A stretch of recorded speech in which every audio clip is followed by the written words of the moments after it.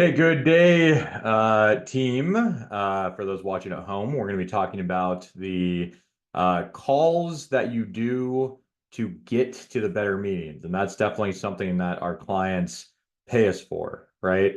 One of the things that we definitely want to prevent is setting up a whole bunch of meetings with people that aren't really decision makers. It's okay to do that in the early days in order to isolate and collect information, especially if they're strong influencers. That's important, right? So if they're strong influencers, by all means, go ahead and set up a meeting, but you want to have a balance of that. So we're going to talk a bit about that. We're going to talk about a bit about the foundation of getting into account. And then what is also equally as important, talk about effectively mapping and doing a relationship map of the account, because that's the kind of information that you're going to share with our clients.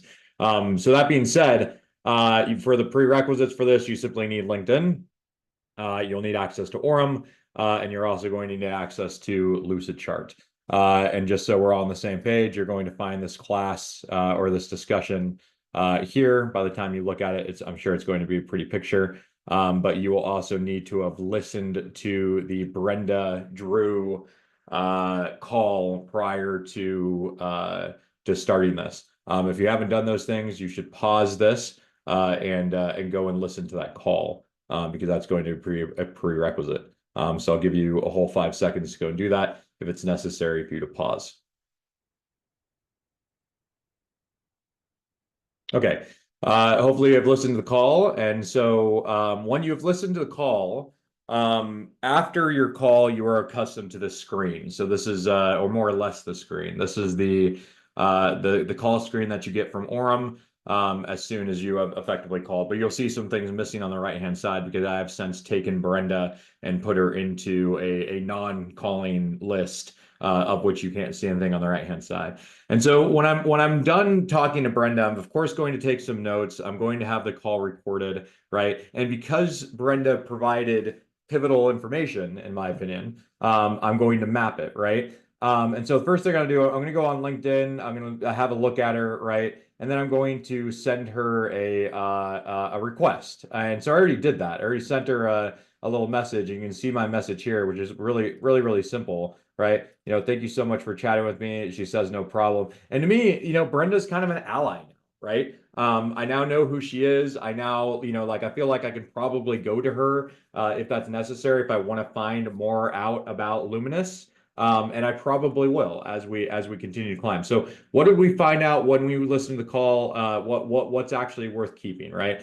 So I'm going to go and I'm going to start creating my relationship map for this. All right. And there's a couple things that I want to do. I have my target buyer, which I'm looking to find, and I have an influencer. I think Brenda is definitely a combination of both a bit of an influencer and can also probably help me get the target buyer. In fact, she gave me some good information on the target buyer. So so what I'm going to do is I'm going to write down some of the things that I learned, which I think you would probably agree with me as I take these notes, which would be they're constantly evaluating information, which I think would be good for Bob to know. So company said, right? So company is always evaluating tools, which is more or less what she said.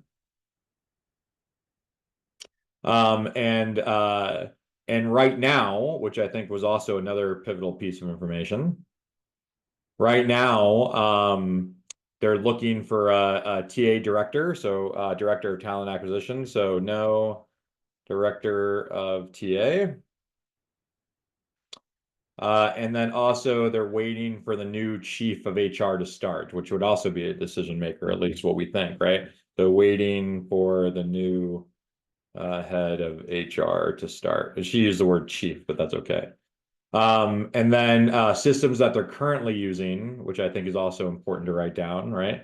So currently in use of LinkedIn Recruiter and Indeed. Those are both two things that she said that she used on there, right?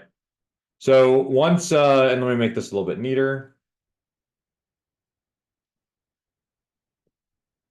I guess I'm just going to call this, I'm going to put this under info.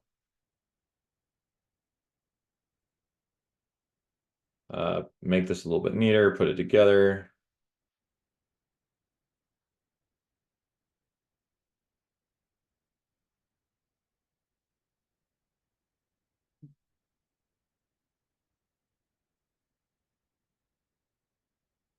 All right, I think this is also too, I just add this. All right. That's pretty much what she said, I would say, during the conversation, right? So I think going after Luminous is probably not optimal since like the person, the TA, right? The director of talent acquisition is somebody that is going to need to be a part of the decision-making process. So I think I'll probably scratch them off my list, but you know, I leave such judgments to you if you want to continue to go after them. I'm also going to add, I'm going to go ahead and add her picture just to keep things clean. And I like to do it just like that. And then I'm also going to add her, well, obviously her name, which by the way, if you do it this way, if you add her name, it goes right under, it'll add the link automatically. And then nursing recruiter, which is really like up there as far as the ICP, the assumed ICP. And make that a bit neater.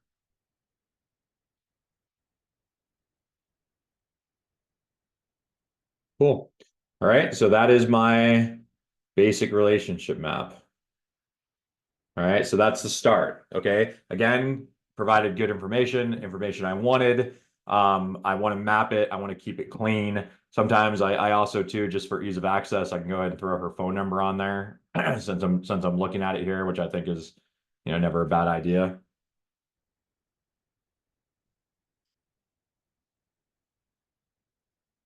Again, keeps it all easy to access. Okay. So another call that you might have listened to, just as an example, right?